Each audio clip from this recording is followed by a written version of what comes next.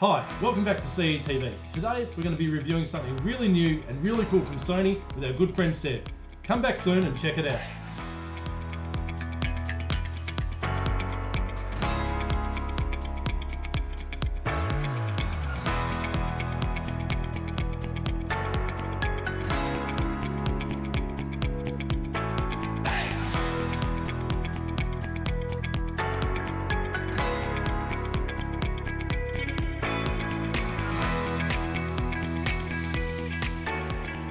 Welcome back. I'm Howard Frank from Camera Electronic, and today we're here with Seb Mazayev from Seb's Picks to review the latest Sony A7IV camera. Seb, thanks for coming. Thanks for having me. Tell us, A7IV? Yeah. I thought it was still the Mark III. Yeah, I mean, I've been using the Mark III for the last 2 years, and when you gave me this body, I was like, what? This is the 4? It's out? And then, yeah, obviously the whole... Rumors, yeah, they're true. You didn't quite believe it.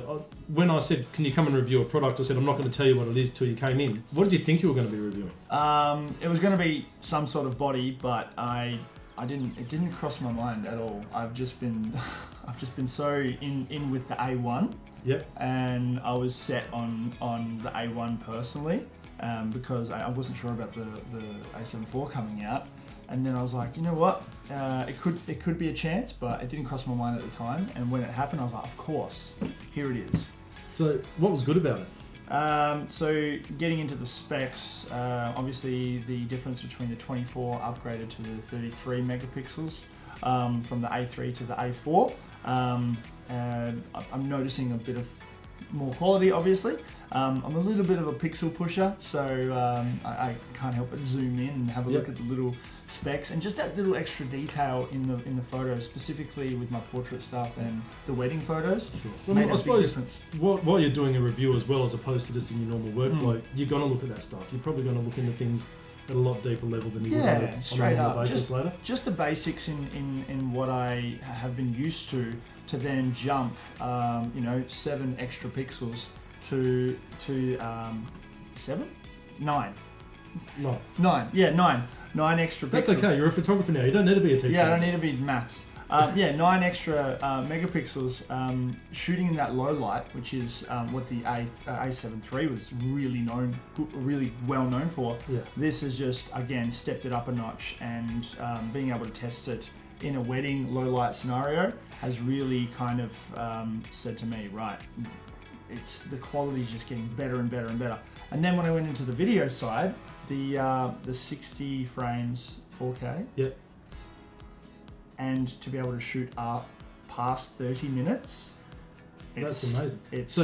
So just step back a sec. Yeah. You said you shot a wedding with a camera that doesn't exist yet. Yes. That's pretty cool. Yeah, that was cool. I told the bride that I may be using a camera that hasn't been announced to the world yet, and she was a bit excited. Yeah. And but then everybody started kind of going, "Oh, look at this fancy guy with his camera," but.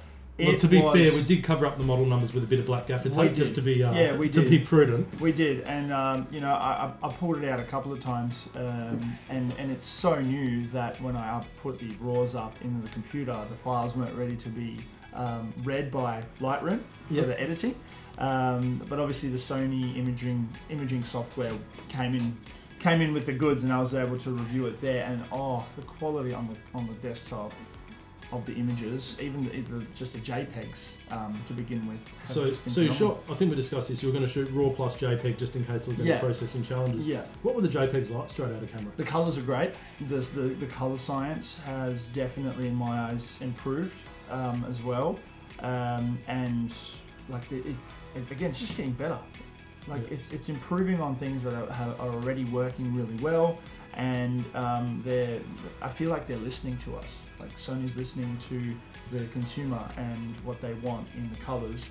I was super stoked with the natural lighting, low lighting colors that came out, and shooting in auto white balance, which is what I rarely do. I keep it at a specific temperature. It was really consistent, and in that low light flicker with the LED light and the incandescent lighting, my favorite feature so far is the anti-flicker system. Yeah, so you were saying that to me just before, the anti-flicker system. Yeah. Talk us through it a bit. So when I discovered that feature in the camera, I was playing throughout all the settings during reception. Everybody was eating at the wedding, and I would just do a burst fire of 10 images, and then when I'd scroll back through them in the preview, I can see that every second photo would be dark because of that frequency. And then what happened was I turned the flicker on. It was magic.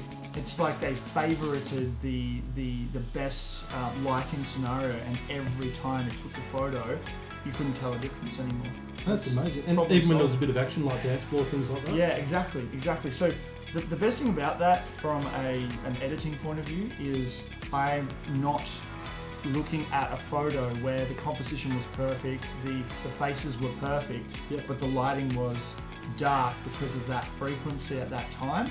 Because sometimes you get the best lighting but the worst face, but the anti-flicker, they're all good. So were you doing anything to light the photos, or just using the light that was there? I was using off-camera flash, and that again came in super well. But I really wanted to test out the low light conditions with just handheld, high ISO, anti-flicker on, and it's so good. So what did you bump the ISO up to? I went up to the 10,200. Yep. I didn't really need to go past that too much, but I really just was the grain wasn't that bad, and the detail, like when I zoom into the eye of the subject, it was pretty sharp, pretty clear. And how are the skin tones? Skin tones? Yeah, I mean, to be honest, with their lighting being a very yellow, very high Kelvin sort of range, it was as natural as it was in the environment we were in. Yeah. Cool. What other cameras were you using with you at this show? Was it the So I was using the A7IV? A7IV, yeah. Yep. Cool. So it was more buttery. That's the word I would use. Yeah. Okay. It was a lot more buttery with this camera. So I'm ready to trade it in. Ready to upgrade. Yeah. Okay. Straight away. How many do you know? 2. I've got 2 bodies, A7IIIs, and I've put them through their paces. They've got a high shutter count, so they're about to retire, and the A7IV is about to get the call up. I think for the file size and the amount of work it needs to do, it's the go-to wedding camera for me from the Sony range. Yeah, okay. And videos as well? You shot some video? Yep. So I did some outdoor shooting on Sunday. I did an event for a friend who's doing a charity event, doing some car washing. Cool. And I was testing out all the different features, ranging between 25 frames all the way up to 100, featuring the S&Q, the slow-mo, content as well, and just looking at the in-camera stabilization as well. So you were going handheld for most of the video? Yeah, I was going handheld because I really wanted to test the in-camera stabilization, and then with that the color science, because they've got Cinematone, which is amazing. Yeah, definitely. The 10-bit 422. I'm just waiting for the software to catch up in the editing module, so I can really put it through its paces and see. That won't take long. How much detail? But the 4K 60 frames, like podcast in high quality. It's overkill, but it's like, you know what? These phones are getting faster, our screens are getting bigger, and the cameras are keeping up. So it's interesting, like you talk about podcasting or things like that. I know that you've played with the ZV-1 and the ZV-E10 as well. Where would you use this camera for video work and podcast sort of stuff as opposed to using one of those? I mean, I would use the ZV-E10 for the podcasts, simply because you don't need that much quality on there, since you're just really going for audio, but also the smaller screen of a phone. You don't really need that many megapixels and 4K and all that stuff. So I wouldn't really use this for it. However, it can be used as a one-stop shop if you can bring the money into it, because obviously it's got the flip, which is one of the biggest reasons I bought the ZV-E10. I was just like, cool, it's got the flip, Yeah. about time. And then the A7IV came out, and of course it's got the flip as well. So that's amazing. Well, like you said, Sony's listening, right? Yeah, Sony's listening, and like weddings, vlogs. I would use this for vlog as well. Yeah. Because it's full frame. Yeah. ZV-E10 is crop, so I would probably go for this more than the ZV-E10. Well, the good thing is with Sony's one mount system, whether it's crop or full frame, you can still use that one suite of lenses across everything, which is pretty convenient. Yeah. You know, some of the focal lengths may. Yeah, this is a change workhorse. bit. This is a workhorse. The ZV-E10 is more exclusively for vlogging and the video style stuff, even though it's got the 24 megapixel for the photos. Yeah. This is the workhorse to do everything and anything. So I know most of the work you do is people-related photography. What about other photographers and videographers that are doing other things? Where do you see this camera fitting? Are they So going to be like using landscape and wildlife. Yeah, So other things. the other feature that I used, tested out, was the animal eye focus. Yeah, and that's a also great feature. And also the bird one, the bird eye focus. I was in the city and crept up on a couple of pigeons, and I was using the 24 to 70. Went all the way out to the 70, and it was pretty low light conditions, and the eye of the bird was real sharp. So for wildlife, Geez, you must have been getting pretty close to it's the a pigeons. pass. Yeah, it's a pass. It's a pass. A good hard pass. And then for the landscape stuff, I was doing some street photography around Perth. Yep. The dynamic range is very impressive. Yeah. It's superb. And so I know you haven't had a chance to print anything, but you've blown it up a bit on the screen. Oh yeah, straight away. Went in with the JPEGs on the computer, zoomed in, and had a look at it, and I'm just like, this is great. Straight out of camera too, like no color editing or anything like that, no sharpening or anything. It's been an amazing experience, and and the cooling as well, because I recorded it for a little bit longer. Yeah, you said you did over 30 minutes. Yeah, so this thing does not get hot that quickly. There was slight warmth, but it is a machine. And the battery life was good on those longer times? The battery life was, it was great. Awesome. I give it a solid tick. I wish I had the grip on me, because I'm used to the extra attachment. Yeah, you got big hands as well. But, yeah. But I really enjoyed using this for all the stuff that I already use it for. Yeah. And menus, dials, buttons, any changes there, or is everything the same? Yes, one thing I noticed, the A7III has this, this is the exposure compensation ring, and a lot of the time I would be shooting and I would accidentally bump this and notice I'd be +3 or -3, and I would quickly fix it up. But now it's got the button you can press and you can adjust it and lock it down. And you can also assign it to different things. So it's not a dedicated compensation stopper anymore. So it's got 1, 2, when you open it up, 3 at the front, and then also the ISO wheel. I just assigned that to the ISO. And then the joystick as well on the back there, it's a little bit more improved. Yeah, definitely. And everything else is pretty much the same. How do you find the LCD? Do you find it? Yeah, crisp, bright, accurate. Any better than the A7III or? Oh yeah. I not overly better, but it's still an improvement. When you've used the A7III for that long, you notice the difference. Yeah, cool. And low light, that was pretty good as well. Yeah, bright enough. Yeah, absolutely. And then the other thing, HDMI input. Thank you, Sony. You've been listening. So, and then the ports. You've got the mic port, the headphone port, and then you've also got the USB-C and the I call that the Android port. Just there.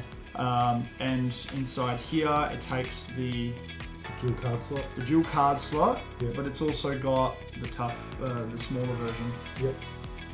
CF Express. Yeah, that's the one. And then I feel like an imposter sometimes because I'm not the geekiest person when it comes to cameras. You don't need it. I don't need to be, but I've really put this through my paces this time because But yeah, it's got the 2 slots, and then that and the right speed.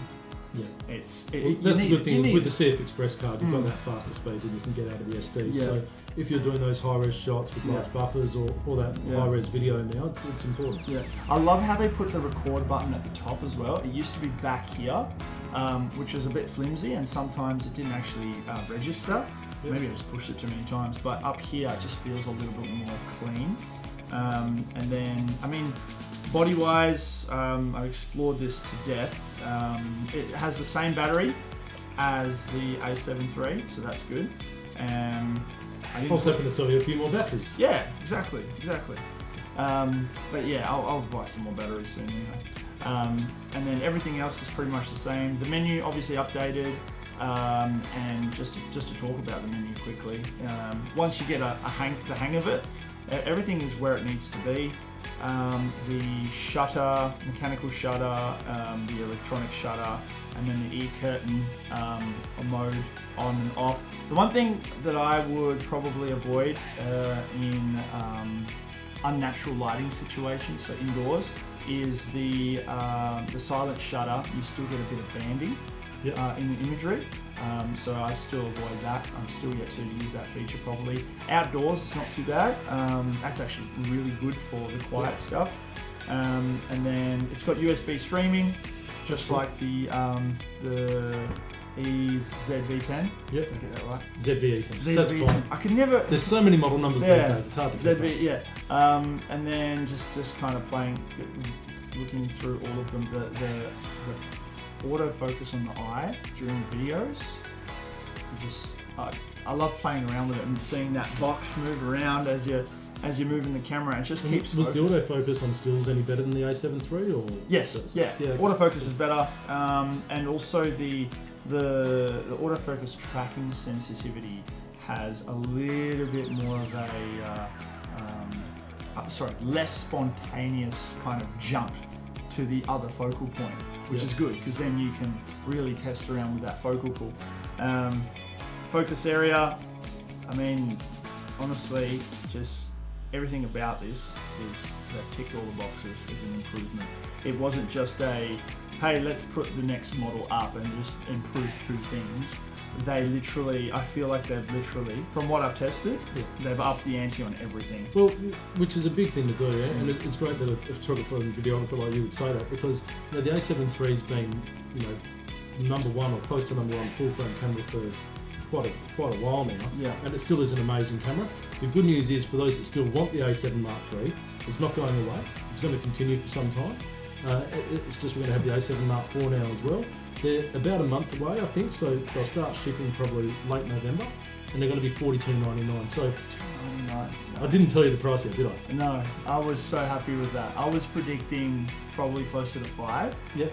I know now that the body plus the kit lens you can get for free for the A7III, but $4,300. That's a bargain. That's a bargain. That's good. Two, please. Two. Yeah. Okay. Take two. One for each hand. Yeah. Exactly. Awesome. Exactly. Awesome. I'm also keen to put the new 7200 on this and give it a go. That'll be great when that comes too. I'm not quite sure how far away that is, but that'll be pretty cool. Think of that. So, what's special about today, Seth? Apart from it being the 22nd of October. My birthday, my wife's birthday. Oh wow! Super cool, right? So exactly. So great camera coming out on the 22nd, and if you're lucky enough to be in Perth and you want to see more from Sev, if you want to see more from us and more from Sony in this camera, next week on Tuesday on the 26th, come along to our Stirling Street store, hop online and register. We're going to be having Sev and the camera talking about it, doing a launch, looking at some of his work from it, and we'll also have representatives from Sony there to answer all your questions. So Sev, thanks very much for joining us again. Pleasure. Absolutely awesome. Thank you, Sony. Thanks to Iceberg Media for shooting this, and thanks very much to everybody. Look forward to seeing you again soon. Thank you so much. Peace out.